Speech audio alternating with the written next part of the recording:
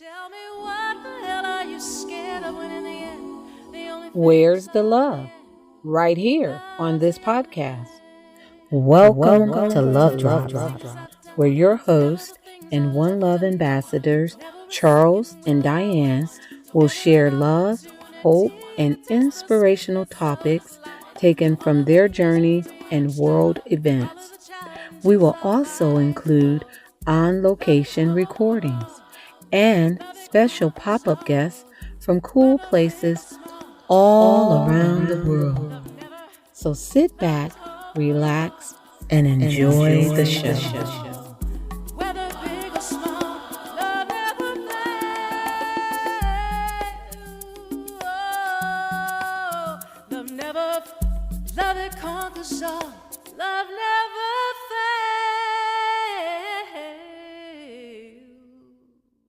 So, welcome to another edition of Love Drop Podcast. This guest is really someone super duper special and one of my favorite people. It is a person that reached out to me on LinkedIn in a private message, but not in a way, not in a creepy way, like, hey girl, hey, or like, how you doing? He reached out to promote his wife, talk about a cheerleader. Dan is phenomenal. He reached out to tell me how great his wife is and how he thought that we should connect and maybe I should be a guest on her podcast. And that's exactly what happened. And then I said, well, you know what, Dan? You're a cool dude. Maybe you should be a guest on our podcast. And even though he's never really taken that leap, he said yes. And for that, I am grateful. So without further ado, Charles, you want to introduce Dan? Yes, and thank you, Diane. Our guest today is Dan Porter. Dan spent a decade in educational travel before joining his wife, Megan, at Eat Blog Talk, where he develops partnerships and in-person events. A former high school teacher and skydiving instructor turned business operations guy who handles whatever needs handling.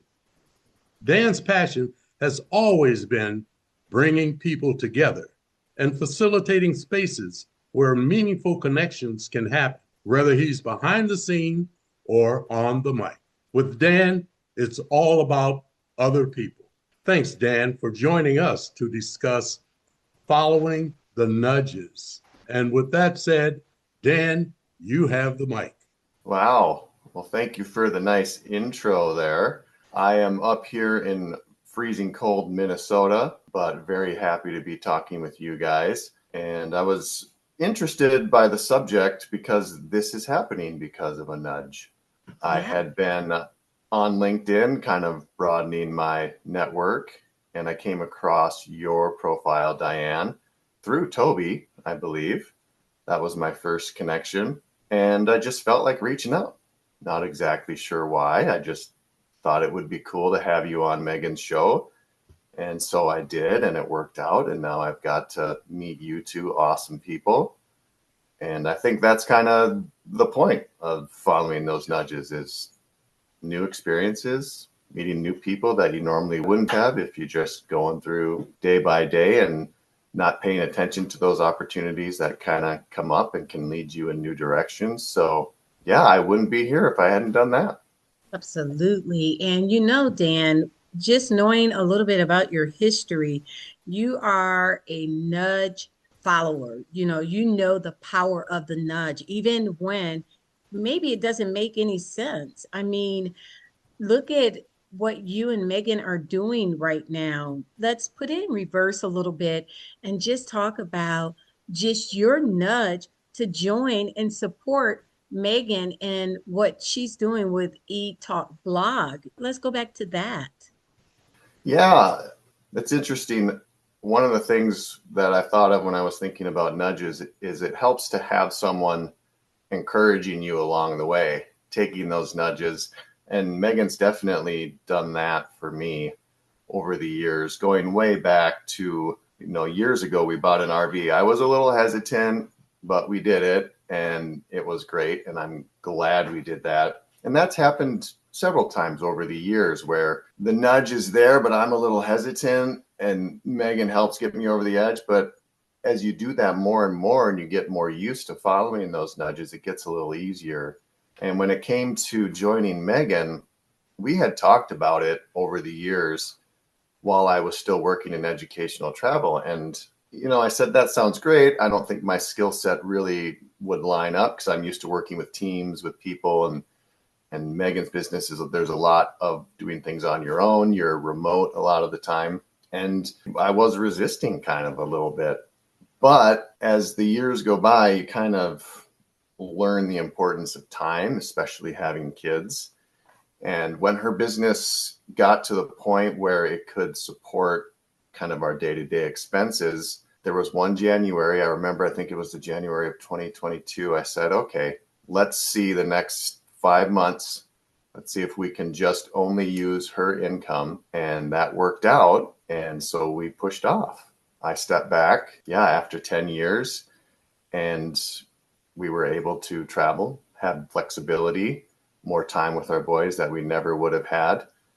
So that was kind of a nudge of progression, I guess, is the way I would say it. But thankfully, we had been through things earlier in our life, and you get more used to that sense of, okay, this is right, this timing is right, let's go for it. And the first time's obviously a little scary, but once you get kind of used to it, then you're more comfortable pushing out and taking that leap. And now 2025 was our first complete year. I had done a little bit of part-time work on the side the last couple of years, but 2025, it's just us doing our thing. And when we have a chance, we take off with our boys and go spend time together. And I wouldn't have it any other way. I love it. I love that so much. And there's a couple of things that I want to circle back on. So the first thing is you kind of dipped your toe in the water a little bit. You're like, we're going to give it a little test nudge here, and just that 5 months. And then you saw how that worked. Doing that, what that helps you to do moving forward is when the nudges come, you just go all in. Like that testing help you to go all in. And another thing that you said, Charles was the reluctant one because your girl here, man, I will jump off a roof. I'm like, it's gonna be all right. Let's go. And Charles is a little more reserved, in the logical mindset. But I do want to say this because Charles is over here biting at the bit, that as we have continued our journey, because we've been on about like a 10-year journey where we just kind of walked away and just been on this adventure, I guess is what you call it. And it's been amazing. We've been able to do and see the most incredible things that we never would have been able to do, had I continued to work conventionally, because, vacation time. I mean, what job is going to let you spend 9 out of 12 months in Europe tracking around, right? Yeah. So it's just like there are benefits that come with it. But the thing I was going to say is now it's kind of flipped. I don't know if it's like that for you and Megan, but with Charles and I, like sometimes he's ready to, his nudge. I'm like, hold up, wait a minute, whoa. He's ready, like he's caught the nudge. I'm boldly going where we've never gone before. Oh yeah, boldly. A lot of those things, I've been so reserved and dealing with the corporate world, putting that structure in place and making sure there's a net to catch you, and on and on and on. Now, to step out of my comfort zone after all of those years, that was a big nudge. And that nudge started to come from within. And it helped both of us. I've always said that Diane is the yin to my yang. And I've also shared with Diane that we wouldn't have gone as far as we've gone if everything would have been my way or everything her way. We had to keep these things balanced. And we do. We keep it balanced. She's doing things, I'm doing things, but we're both doing things for us, not just one-sided. So with those things and taking those nudges, I'm open to them because I never would have stepped completely out of my comfort zone. And I know about you with teaching. I love teaching holistic health and things of that nature. But again, we keep it balanced. It's a little bit over here and a little bit over there, but the nudge keep us going forward. Yeah. Yeah, I feel that definitely with us, with the balance between the two of us. And Megan historically has been the more aggressive risk taker, where I'm the one who's like, yeah, I want that safety blanket. Let's make sure we can do that. And it is good. I think we were just talking about this yesterday, actually, like our approaches to things. I think it's actually helpful because she's coming from one side and I'm on the other. So you actually look at different aspects that you would have missed on your own, like you're saying. And I've really enjoyed how that's developed over the years and how we can do that better as partners and feel a nudge, one of us, and be able to bounce it off the other and then make a good decision jointly together. It's kind of funny. Historically, Megan usually has more faith when it comes to like the financial risk, and I have a little more faith with our kids and like health and different things like that. So it's kind of nice to have that yin and yang, like you said. Yeah. You know, speaking of the safety blanket, I thought of one thing when I first, so this was me being a little cautious when I first stepped back at work. I did stay doing some things part-time for a little while. And as I've reflected back on that, I kind of wish I hadn't done that because it made it a little bit harder. So I wish I had just done the full leap, and having that knowledge and that experience helps me now when we do get other nudges, like, okay, if we're going to do this, let's just do it. You hang on a little bit and it's more fun, I think, even though it's a little extra scary to just go All in. It is very scary, especially after that initial leap, because it's like, what the heck? Because you had it all planned out, you saw how it was going to go. And I promise you, every time you think you have those little ducks in a row, as soon as you jump, a duck or two fall out. And it's like, what the heck? So it's always unexpected.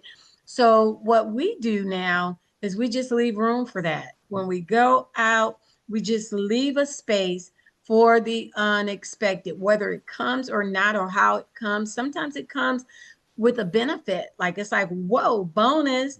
And then sometimes it comes and it's like, oh boy, this looks like a delay or a reroute. And when you look at it from the perspective that it's a part of the process, it makes it amazing. And it makes you just keep going it with no regret. Now, what I will say is when I took my leap from just working and we just went one way with just Charles's income and he's retired and just great faith, I was at the top of my game. So it was just like, it didn't make any logical sense at all. People thought I was crazy. Thought, what the heck are you doing? What do you mean you're going to walk away from your job? What do you mean you guys, where are you going? All the questions, all the questions. So what we've learned is just like with the nudges, you have to hold it true between the two of you, between like you and Megan. You have to stand firm, even if you understand, and just know you're going to be all right. You keep it moving forward and balanced. I know the majority of folks that Diane and I have met and talked with about taking nudges, so to speak, they're saying, well, no, I'm too old to do this and too old to do that. I say, well, wait a minute. You will never be any younger than you are right now. You are at your best. Keep those nudges going. Yeah. We've definitely heard that over the years, going back to people questioning, wait, you just sold your townhome and you're going to drive around for the summer? Wait, how does that work? All the way to what you were just saying, Diane, when I left my work, like I was in a really good spot and I had an amazing opportunity even ahead of me. And so stepping back from that, yeah, it doesn't make much conventional sense at all. But I don't know. I just kind of think that if you don't do stuff like that, you get stuck in just the wheel, the rut of life, and you miss out on some adventure. And to me, that's kind of the point of this, is to have a little bit of fun with it and a little bit of adventure and explore and do different things. So yeah, I get walking away at the top. That's hard to do. But again, what I said earlier too, time is all we really got. It's Yes. so right. And it's priceless. And, when you said about the fun, I want to just kind of pivot to that as we're kind of wrapping it around. And that is, what are some of the fun things that these nudges have brought into your life that probably wouldn't have shown up, at least not right now? And how has the children, because you have two sons? Two boys, yep. Yeah, so how have they assimilated in all of this? Yeah, I think a lot of the fun has to do with spontaneity and travel. For us, that means travel. So in the summer, we usually take a long road trip. We wouldn't be able to do as long of a trip or as many trips. Last summer, I think we were on the road more days than we were at home. So that's always been very fun and important to us. And even during the school year, just being able to take a couple days and take off and go have a trip as a family, giving us that time together, the four of us. And one of the things I think, speaking of our boys, that's taught them, I think, is to value experience. And I Yes. remember my youngest wrote me my last birthday card. He always almost stresses about writing cards because he wants to be so thoughtful about it. And they are extremely thoughtful. One of the comments he wrote in there was about valuing experience and being grateful that we were able to do all of these different trips. And so I think that's something that's getting ingrained in them, is to value that time together as a family and experience life, to go Absolutely. and do stuff. And I think they see that, especially the last few years since we have made that change. Absolutely. That is truly fantastic because health is wealth, and you do it while you can now. Absolutely. Yeah. I say, like, the experience with my kids when they were smaller, we stopped the whole Christmas tree up, presents under the tree, and we started to take trips. So I began to travel with my kids to different places, taking them to nice spots, taking them to nice restaurants and things, so that when they were adults, they would know how to go in and handle those experiences, with their families, right? And now we have grandchildren. And so we've been like 6 or 7 countries in the last 9 months, just traveling for pretty good times.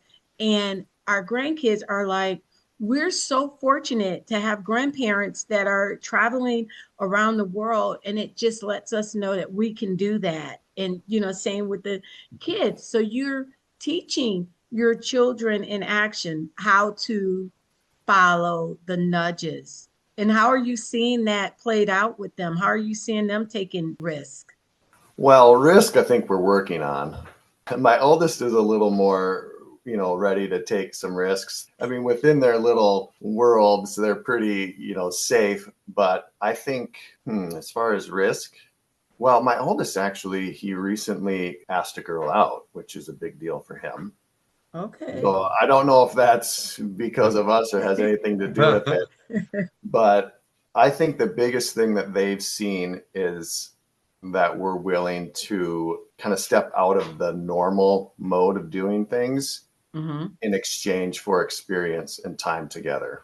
Mm-hmm. And on our last road trip this last summer, we were thinking maybe this will be our last big trip out west just because the boys are getting older.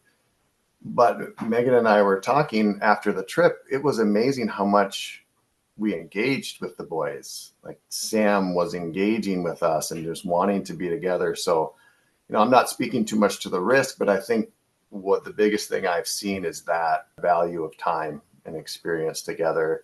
Mm-hmm. And, we're not super traditional. We don't, sit down and have a ton of meals all together, but we spend a ton of time together doing things. Yes. And I think that that's going to be the biggest, legacy is not the right word, but the biggest lesson that they're going to get from this is to put that value on time with family and experience.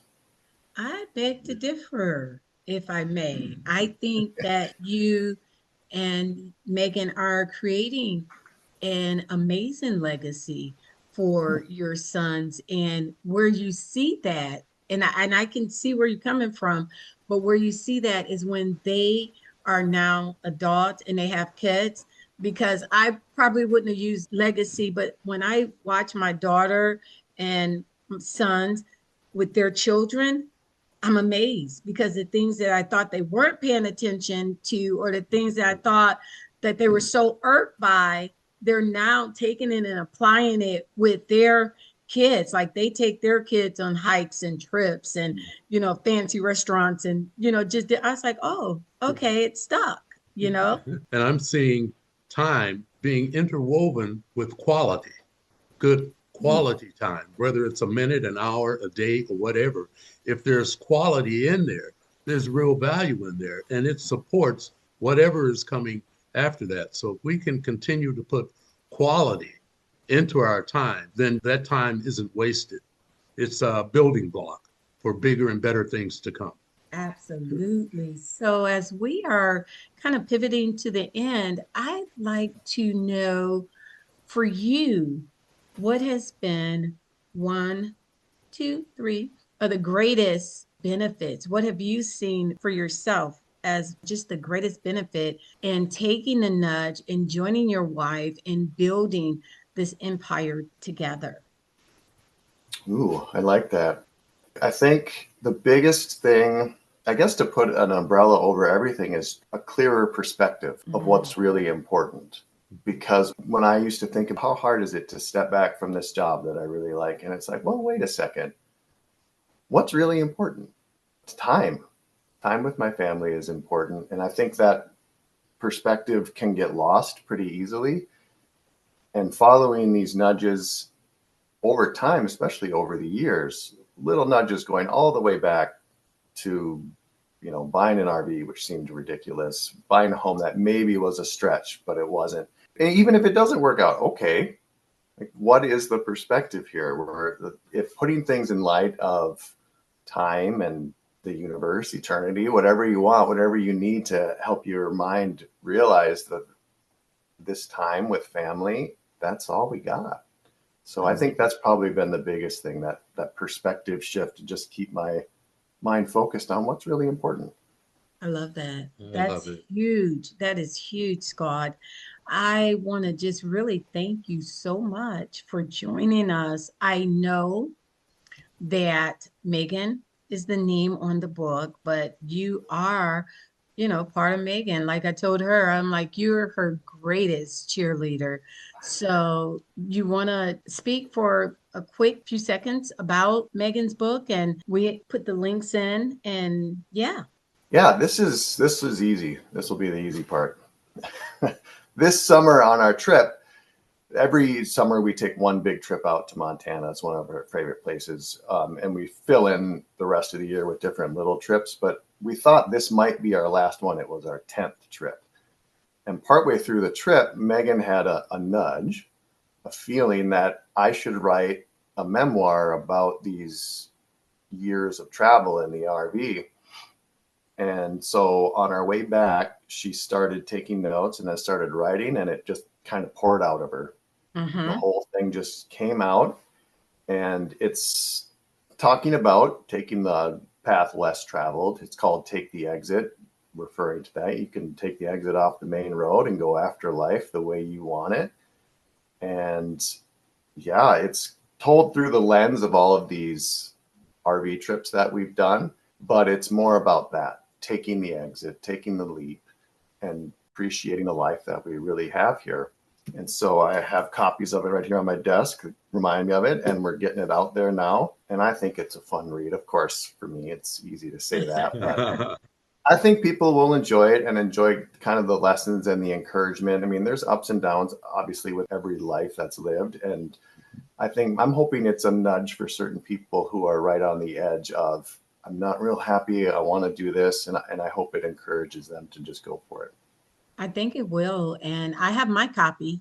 And so I'll be reading it, sharing it, spreading the word, because that's the big deal. You spread the word about what it is you're doing, and that allows it to resonate and reach the right people. If she had the nudge, it was for a reason. I always believe if you build it, they will come. If you stream it, they will listen. If you write it, they will read it, right? So good for her. in doing that. And good for you for supporting her. You're definitely a champion, cheerleading husband. I'm just give you a shout out from a wife that has one of my own, a cheerleading champion husband here. And it's a blessing. And it helps Megan and I be just courageous and, taking those leaps and things when we have that support. Yes. Because you guys are not necessarily a safety net, but you're right there. So we know that if we fall, at least you could call 911. That's right. Also, I feel the contents within her book about the exits off of the main roads and doing that and sharing it with the populace, if you will be an encouragement for them to take those nudges, take that exit and go for it and keep it moving forward. Go for it and keep it moving forward. So we just thank you so much, Dan, for your time. It's non-refundable, just like you said, time is priceless. So we thank you for taking the time with us today and joining us on the podcast. We invite our listeners to check out Megan's book, to check out Eat Talk blog, which Dan is very much in partnership with, in a supportive role. And, support it, share it, spread it, right? And we thank you for listening, tuning in. If this resonates, do subscribe and share the love. And until next time, Charles and I say, one love. Never a second will I waste, never an opportunity to taste the sweetness of this life. Thank you for tuning in to the Love Drops podcast. Be sure to follow this podcast and share the love with everyone you know. Until next time, this is Charles and Diane signing off. One love. One love.